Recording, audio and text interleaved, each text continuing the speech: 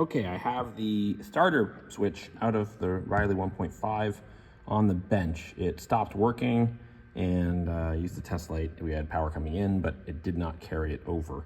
And this is just an aid for my memory as well as for anyone else that might have bits that needs to put it together or just is curious. The knob comes off by pressing down on this button held in by that spring. You just push the button in with a small screwdriver or something like that and it'll pull right off.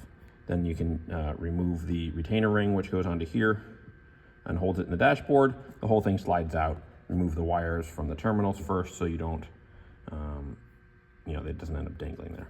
And then if you remove this little nut, which is a 3/16, it looks like, off of the bottom of the shaft, which is normally in here, underneath it is a lock washer, a little black lock washer, and this flat washer.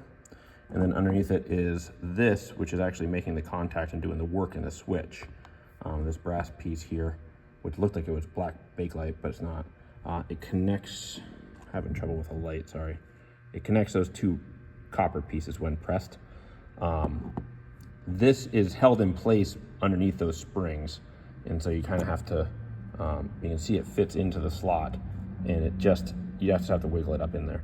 And it sits like this with this piece facing us now towards the bottom of the switch and the nut. And then above it sits this washer. Then we have the body of the switch. And then from the top, we're gonna have a spring which goes in here, which causes it to reset this position. This flat washer, and then this goes all the way in. And you've got the threads in the bottom that connect to that nut. So that's the whole thing in exploded view.